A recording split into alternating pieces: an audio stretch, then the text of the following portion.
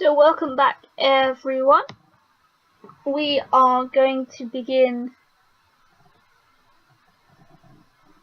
round something. This is round 5.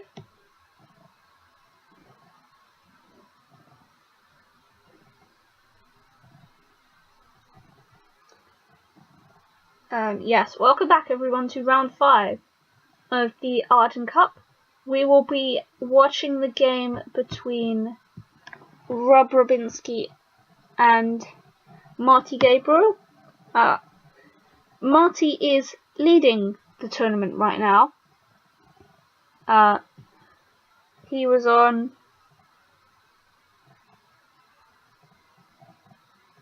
4 wins, I think it said. I'm forgetting what I'm doing with my life right now.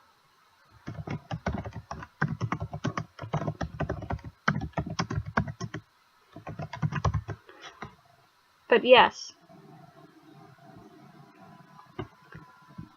So we will begin momentarily with the game. And hopefully we will get the players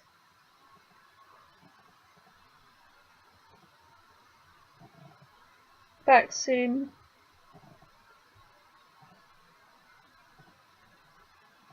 And we will be able to begin the round. So Marty Gabriel is in fact the tournament organizer. Now I don't know whether it's etiquette or not to win your own tournament, but if it was if it is etiquette or a fix, not that I'm suggesting that, by all means he can do it.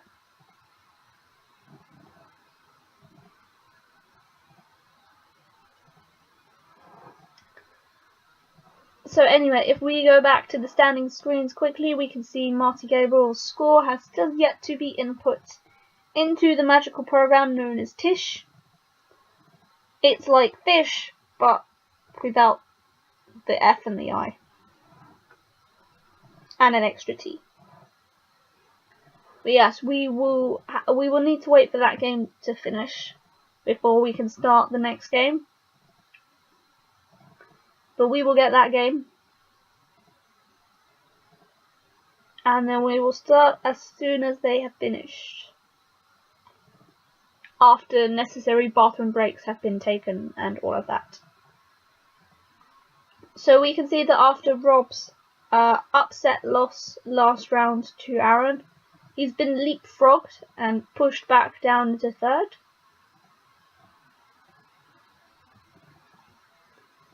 Other results in the division, we saw David Koenig completely crush his opponent.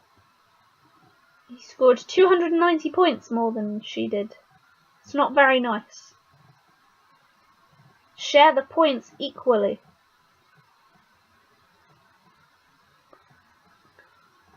And also another result was Jeff Stebano beating Randy Goldberg by 139. There's too much crushing going on in this division. We need to see some fun. So finally Marty Gabriel's result has been input. He is now 4-0 plus 232. So on average he's winning a game by about 58 points. He is the number 4 seed. But seeds don't matter in Scrabble. Because if you win them all, who cares?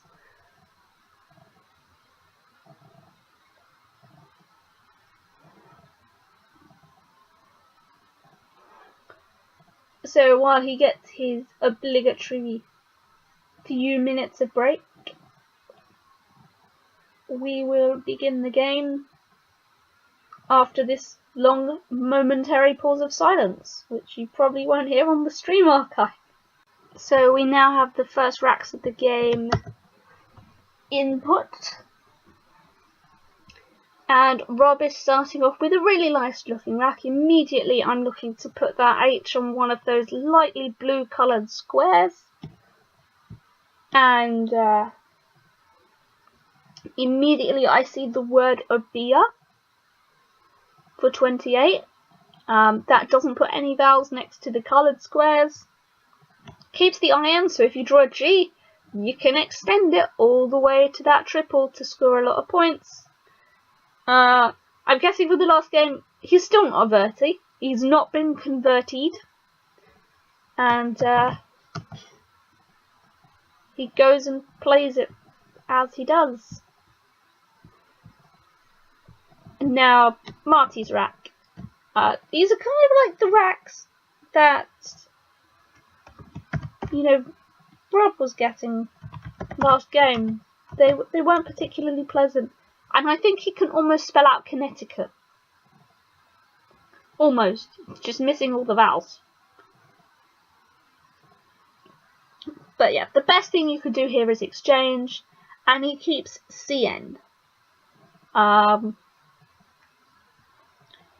Speedy Player has valued it out as best. You're not going to draw another C from the bag. And there is an H on the board.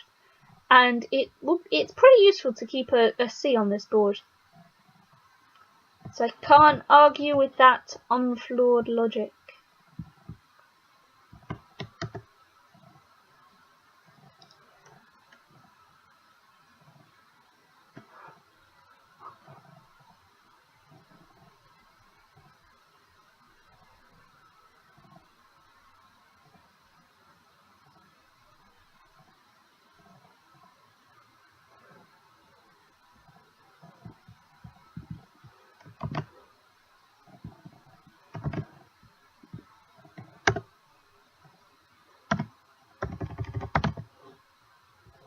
So Rob's rack is it's really nice,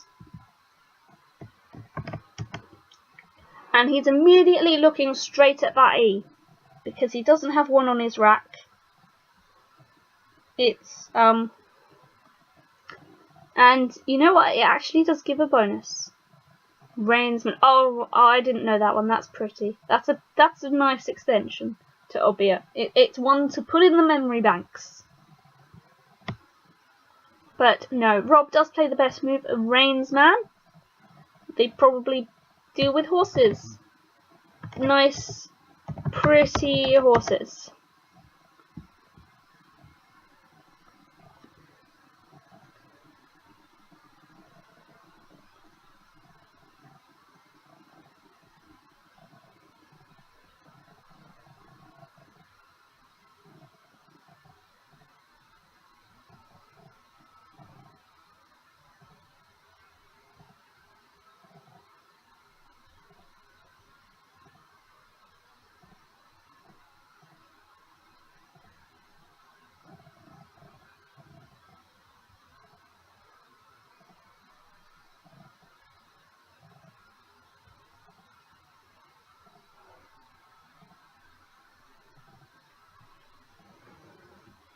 So Marty's rack is awful. It's disgusting and it makes me want to cry. But I'm immediately looking at that AN Rainsman. It's a vowel. And that's what you need with this rack. You need to try and get rid of the C, the H, the V as much as you can without sacrificing too many points, because your opponent has scored 92 points and you're just like New rack, please. So if he wanted to get rid of all three of the clunky letters at once, he would play something like Chav, but Chav is not the best play. You're only scoring, what, 16 points? Even though it does take an S hook on the front and an E hook on the back, you give your opponent the triple. E hooks are really easy to use. It is a nice lead, but you're dependent on drawing some vowels. And considering you've only drawn one vowel out of 14, one vowel out of 12, in fact, you're not doing so great.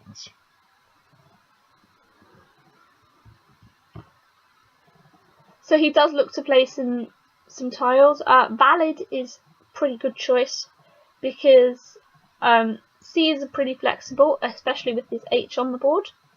But he plays Cavil. The leave is probably slightly less synergic, but if you like it, I'm not going to argue with it.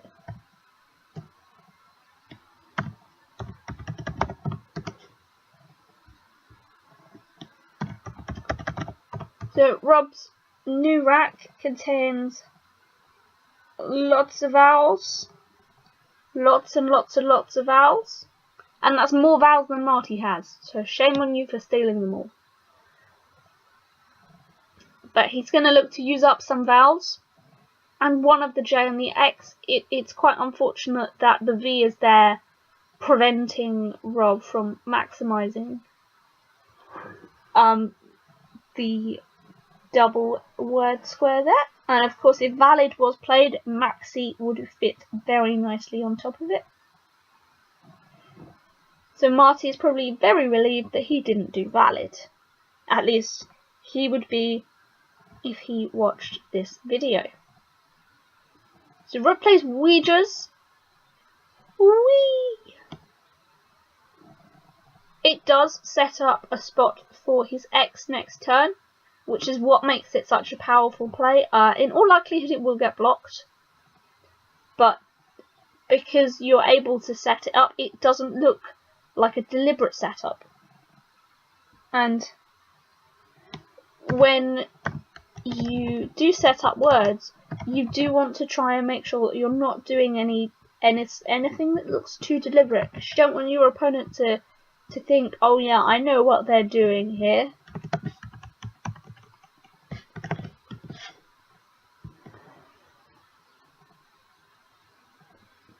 But of course you always know what your opponent's doing. We're smarter than simple setups.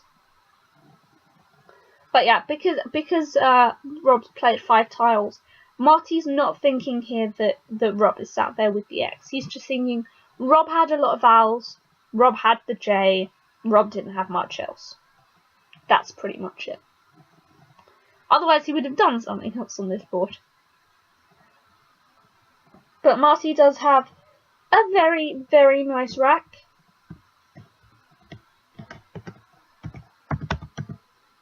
It's so nice, in fact, that it's got bonuses on it. And we all love having bonuses on our rack. So immediately we're thinking, where are we going to play it? So above or below Ouija's. And there really isn't anywhere else on this board. Marty doesn't have an S, and his rack doesn't make 7s with an S. So he's looking at different letters on the board. He's looking to try and make something fit. So the only 7s on his rack are diphone, phonied, and unhoped. Now, unfortunately, phonied is not a phony, contrary to what the word means. But he doesn't see any of the 7s. He plays one of the 8s. He plays sphenoid, instead of something fancy like chenopod or nephroid. Now, nephroid is slightly better than sphenoid, not just because of the points, but because you're not leaving an S floating. And like, imagine if there were S's floating around you, you'd be scared. Too many S's.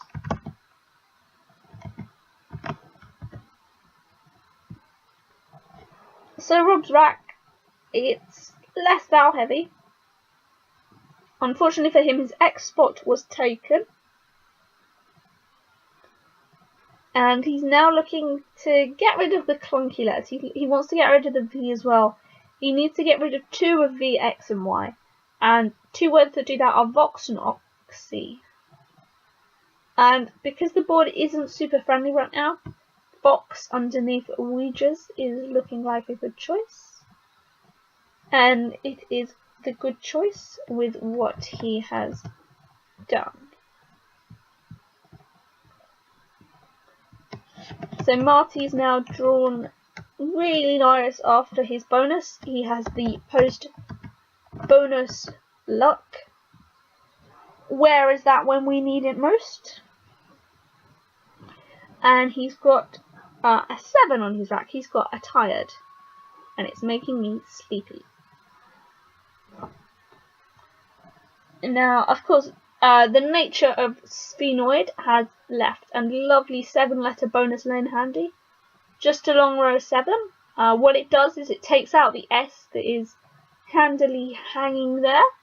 It doesn't really open anything new. Rob would have had to pick up the Z to use it. If we visualize it now,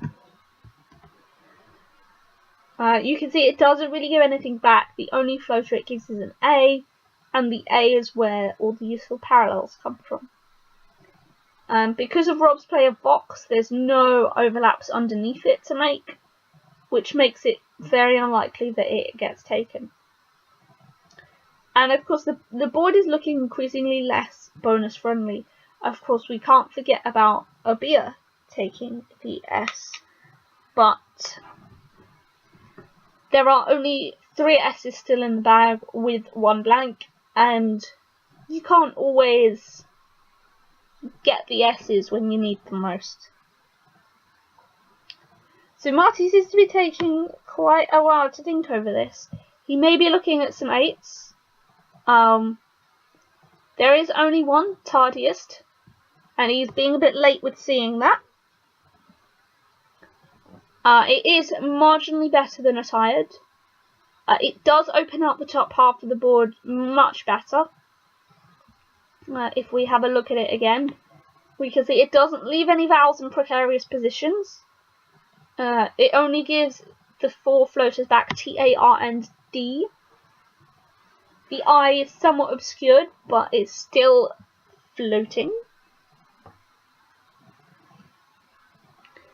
The only issue with tardiest is that it gives back a potentially really easy double-double.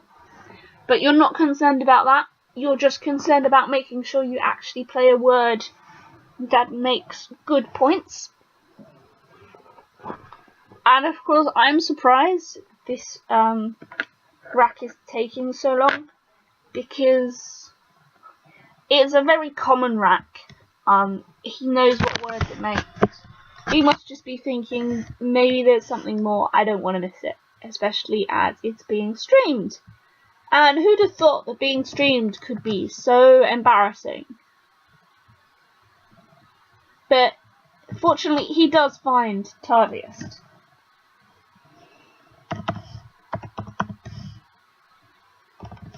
Lucky for him, because that would have been embarrassing. So Rob's new rack,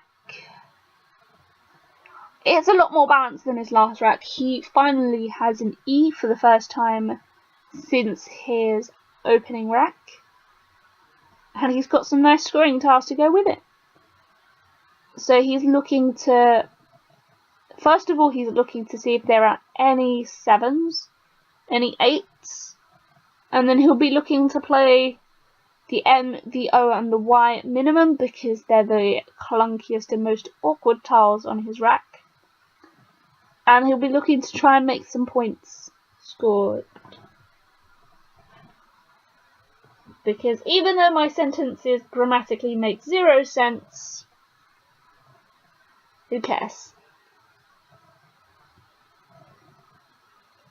So, I've got my sneaky little helper here. It's called an iPad, and Mr. iPad is telling me that there is 1 playable bonus here. Bonus points for anyone that can find it. Negative points because you've clearly studied the dictionary too much and you've not had fun. Winky face.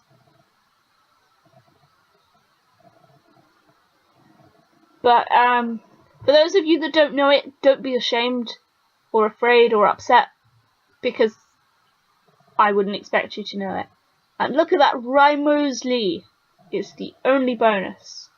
102 points. And you know what? Rob misses it. He didn't study enough. But he does know obeaism. Try saying that while drunk. I don't think it's possible.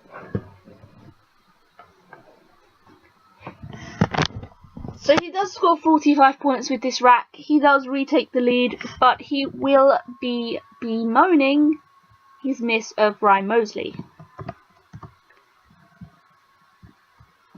Because his opponent basically handed him that double-double on a platter, and he did not want to get served with said platter.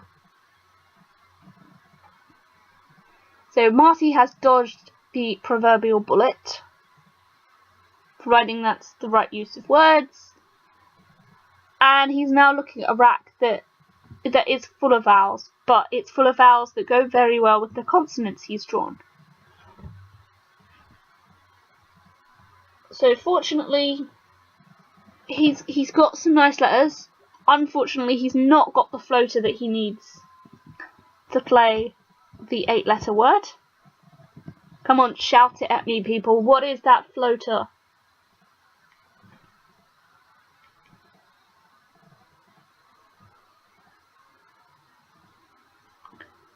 And we are getting comments in chat. Yes, Spherulitic, aka Chris Light. Rob should have found that. Maybe he didn't look hard enough.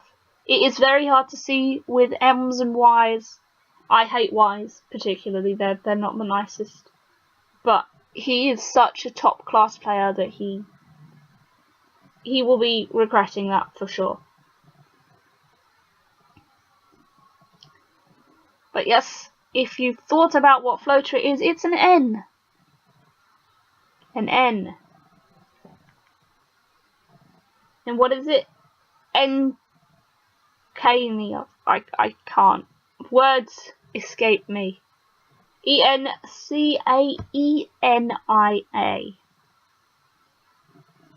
If you knew that, well, you're studying the dictionary too much. Still. But you are looking to try and play your duplicates here. You're looking to play at least the A and the E, and then score some points. Now, the C isn't very good for overlaps here, and it is your only high scoring consonant. So you are looking all over to try and maximise the points. And when you've got a lot of 1-pointers, the best kind of places to play are making loads of overlaps. You wouldn't think it, but if you make 4 or 5 overlaps in a turn, that's 30 points, regardless of where it is on the board. So, knowing your short words really helps. And these players know their short words. So we have a time update now. Rob has 18.5 minutes left on his clock, and Marty only has 11. And he is thinking long and hard about his plays. Especially on tardiest. I noticed he was quite tardy finding tardiest. And in case you're not aware and you're watching Scrabble for the first time, typically in standard Scrabble games, each player gets 25 minutes to make all their games plays.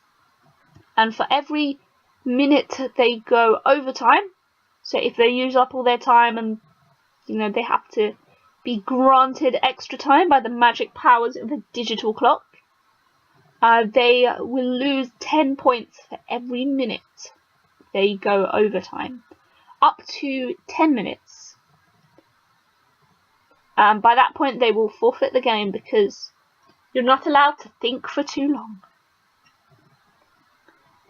Yes, we hate long thinkers.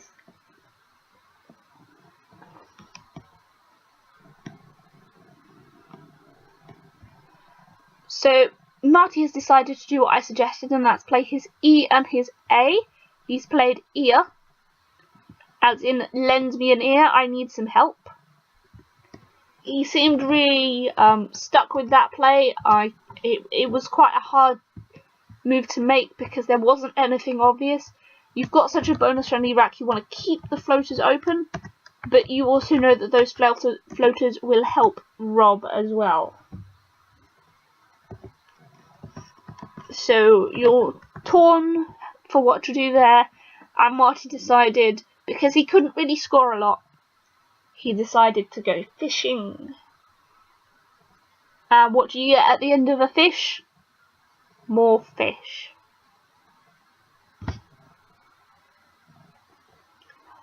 So once again, Rob's got the Q, and it ain't pretty. There's no U immediately available. There's only 3 in the bag. And he probably doesn't want to dump his Q here for 21 points. When you dump the Q, obviously you only play 1 tiles, and you get stuck with the other 6. And that's always something to think about when you're holding the Q. You do not want to be stuck with the rest of your letters. So, essentially you'll be playing with 6 tiles unless you consider exchanging. So Rob will be looking to start getting some points, start getting some more points, try and increase that lead. Maybe he's seen Ryan Mosley already.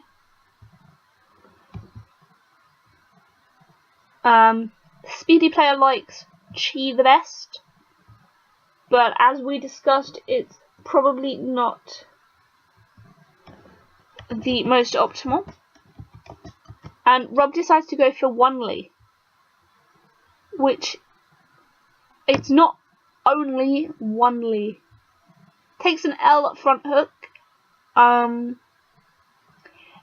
It does potentially, if you draw an I set up Chi, it does take out the double somewhat.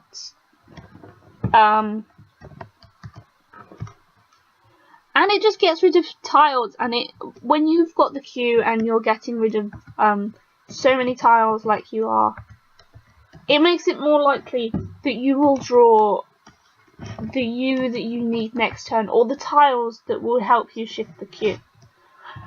On the other hand, you could draw absolute garbage, because you have less control over what your rack looks like.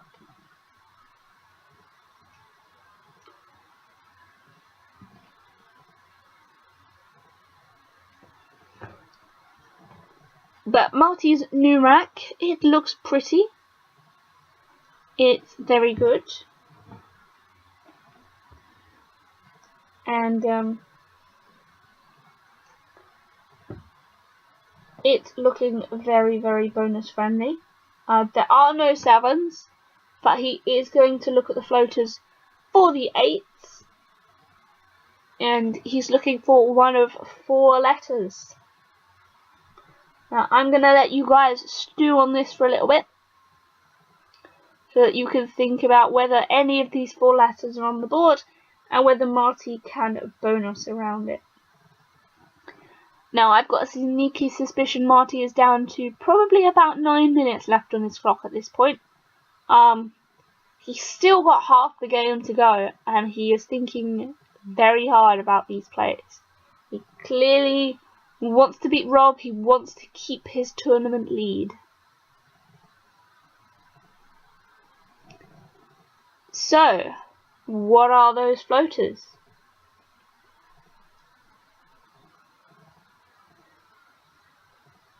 Well, esteemed listeners, they are, in no particular order, T, R, H, and M.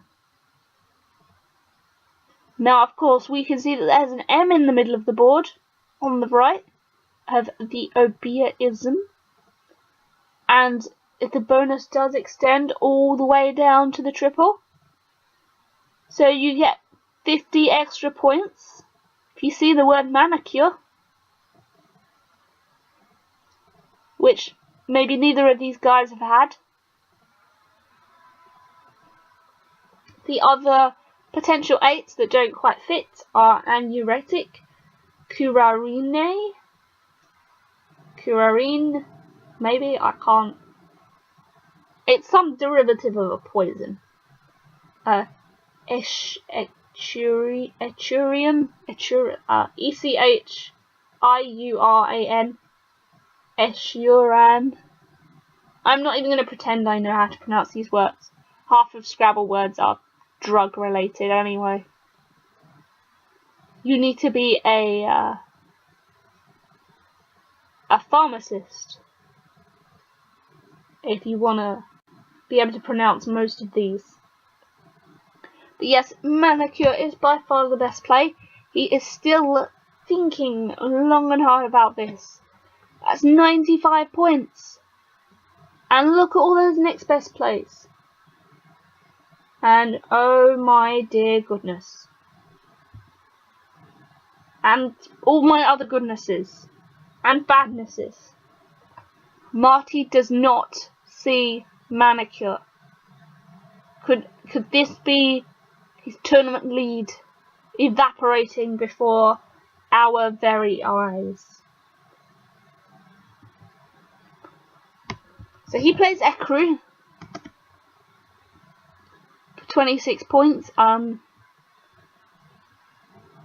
It's probably the second best scoring play, but it's not a Manicure, is it?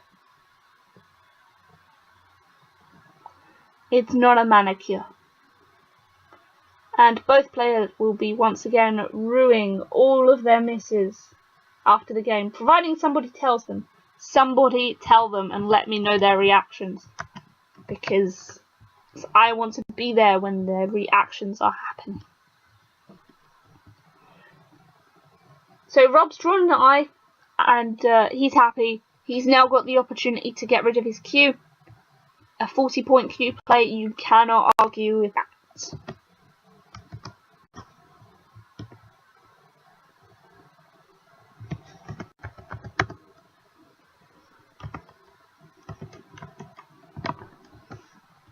And if you are ever thinking, when is the right opportunity for me to play my Q?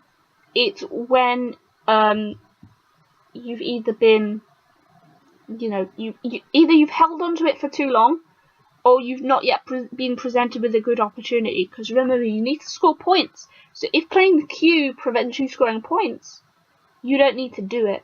But if not playing the Q is hindering your point scoring opportunity so much, you need to get rid of it somehow.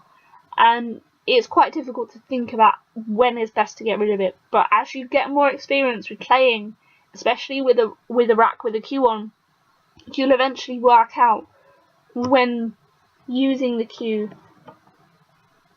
starts to become problematic.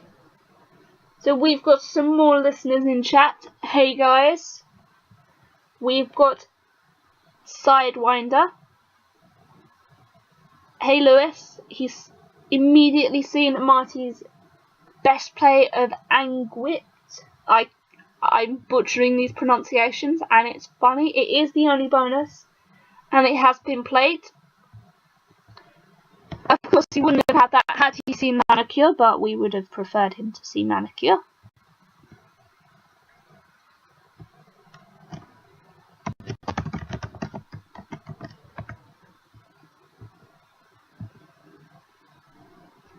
So Rob's rack, I mean, it's as good as you could have hoped for after a QI play. Ys are very useful, I find, because they are great for scoring. They are just generally great when you don't have a bonus. They're the best scoring consonants out there. Definitely Lewis. He's commented that you miss the common word and find the obscure one. That's what happens in Scrabble all the time. You end up, the common words, the ones that we know most commonly in English, they just end up being some of the most difficult to see. You know, we all know the word manicure. Some of us have probably even had 1 or 2 or 7. But I don't think any of us have ever been anguipped before. At least I don't think I have. And a time update. Rob has 16 minutes on his clock. And Marty has 3. I doubt he will be able to get to the end of this game without running out of time.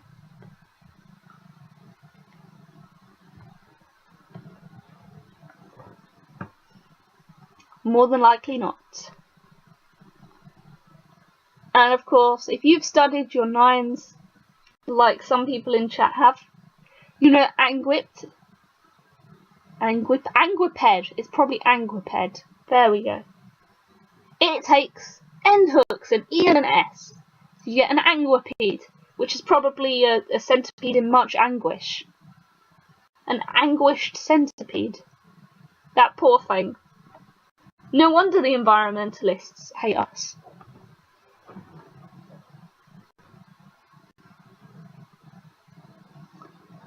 Let's see, Rob's going to be thinking hard about this. Because the scores are close, he's going to try and make sure that Marty isn't going to have a good post bonus score. We've already seen he's got 2 back-to-back bonuses. Rob's probably aware he may get another here because that blank is unseen. There are only 25 tiles in the bag. And who knows? So I'm trying to find a decent scoring play here. It's not immediately obvious just looking at the board where that will be. You do want to try and play the Y here. You want to make sure that when you get that blank, if you get that blank, you've got a great opportunity to score. And Rob's played Gite, which does open out a G on the board. But it probably has one of the best leaves, and even though you only play 3 tiles, you only need one of those to pick up a blank.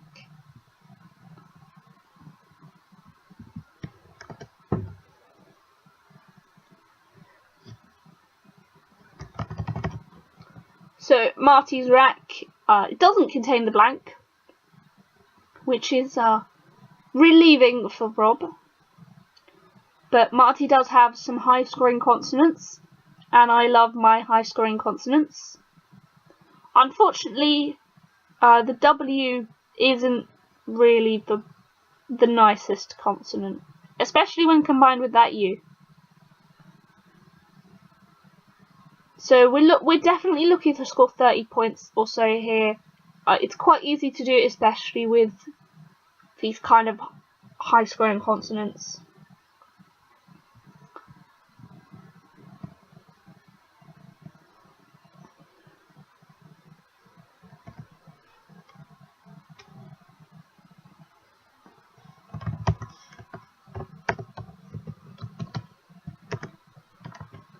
And he actually plays core. Oh my god. Oh, Lewis, if you see this, like, I'm gonna resign to you in the next game we play. Oh dear me. Someone better tell Marty this after the game. How do you... Oh, where's Nigel Richards when you need him? Auto worker, wow. But Marty plays the second best, which is core.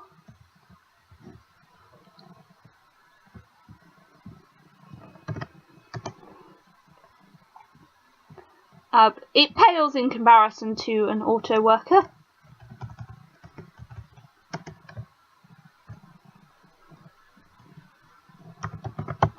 It's not often you see 10-letter words on the board. Hardly ever, unless Nigel's around, and even then, Nigel doesn't probably get many opportunities to start auto working.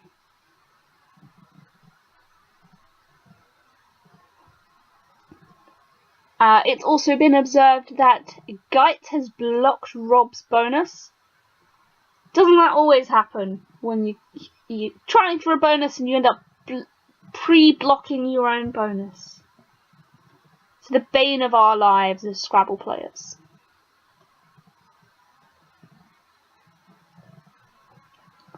But he does have an S, not that it is at all useful on this board. This board is so full of words that don't really take any hooks. That you're kind of lost now. S's stop being useful. Even the blank, like you're looking at this board and you're like, even though you want the blank, it's not really many places to play anything. So because there's not really a good opportunity to use an S here, you will kind of maybe be looking to play on the end of core. Because it is the best opportunity for points.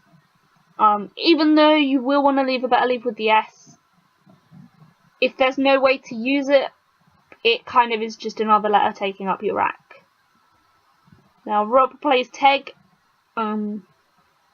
It does somewhat limit the triple in the corner. It does leave a decent rack.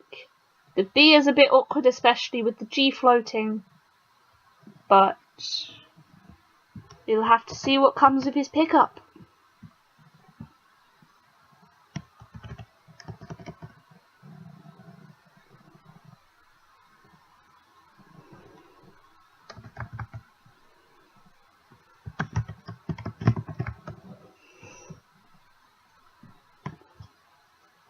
So Marty is no closer to a bonus either. He does have really nice letters. No closer to a playable bonus, that is. Not much is getting played on this board. But he does have the U for Tegu. It's a shame that the rest of his rack doesn't go quite as nicely. And Marty does decide to block off one of the last floaters on the board with Oh Yay.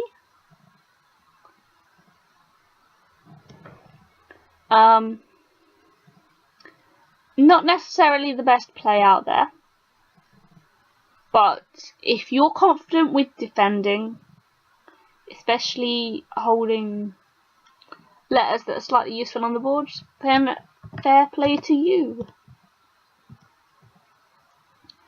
With that, Marty does take a 34-point lead, which on a tight board, a 30-point lead can feel much like a bonus. It usually on these kind of boards it's hard to score more than about 15, and when that's the case, you kind of a lot of players struggle with tight boards, and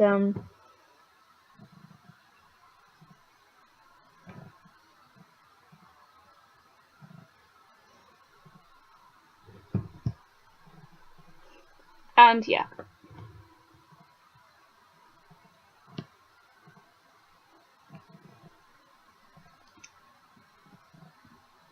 So Rob plays B-Dad now.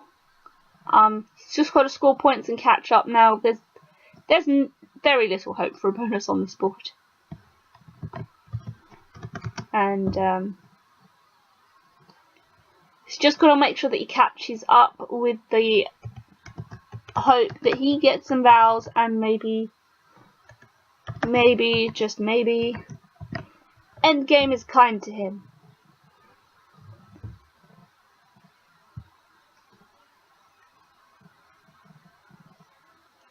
So Marty's got really nice tiles again. Not that nice tiles do anything on this board. So there's 10 tiles in the pool. And he will be aware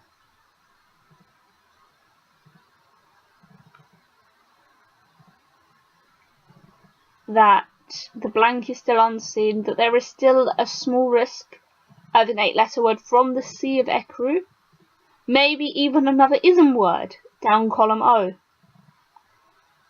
It's a shame ism is not playable again. But with 10 in the pool, ideally you want to play 4 or more. because it stops your opponent from having the potential to change, sometimes preventing their potential to change. Is very useful.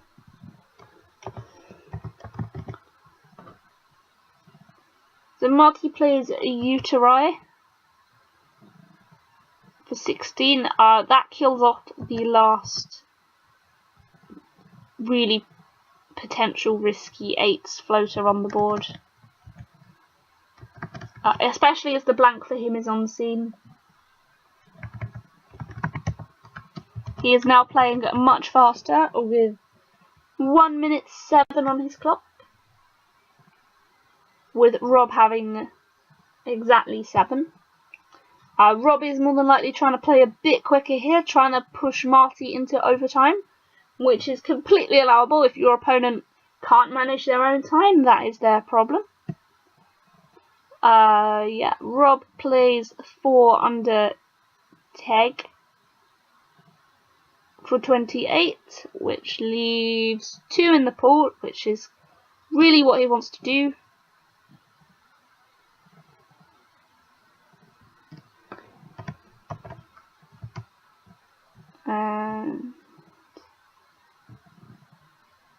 He's kind of hoping Marty doesn't find that crazy bonus that wins the game. Hello, auto worker number 2.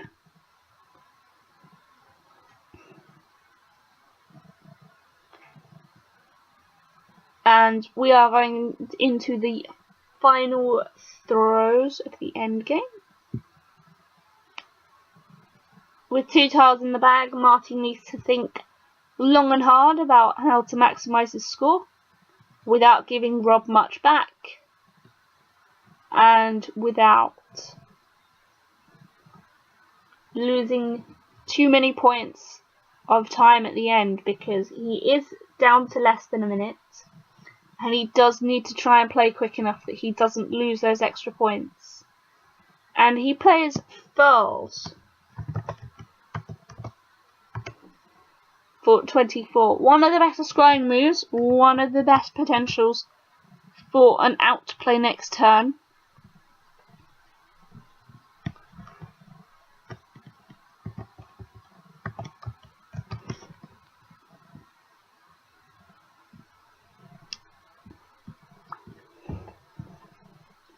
But it didn't come up on Speedy Player's suggestion.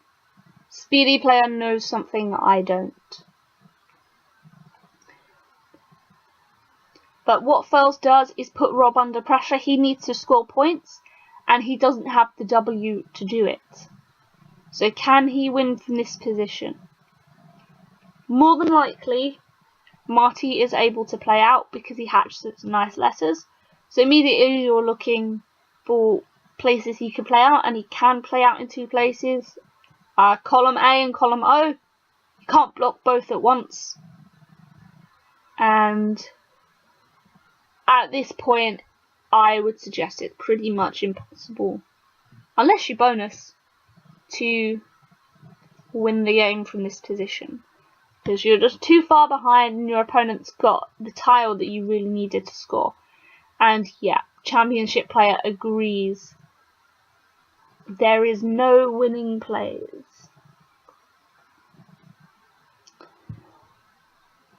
So Rob is resigned to yet another loss. Yet another unfortunate streamed loss.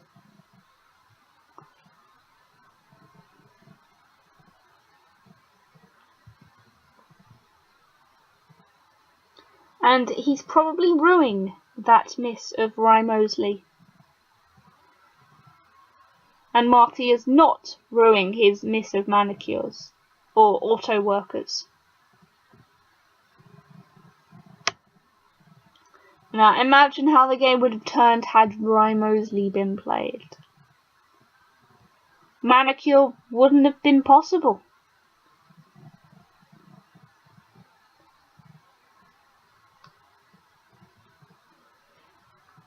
And that's what happens sometimes in Scrabble. Sometimes playing a slightly less optimal move Playing the move that isn't the best move can cause snowball effects, but sometimes playing even the best moves can result in snowball effects.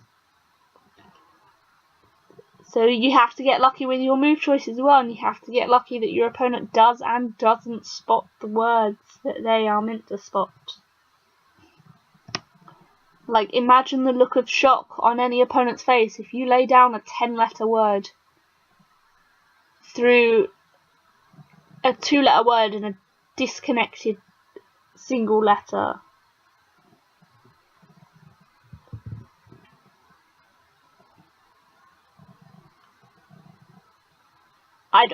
I wouldn't have words for that. I don't have words for that. Quackle is mad.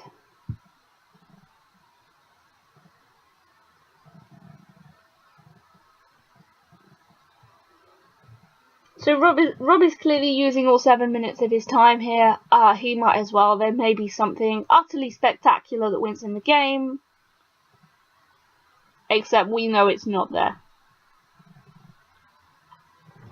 And Marty is probably using Rob's thinking time to calculate where is best to put his wine. Ideally, he will drink it and enjoy it as he does so.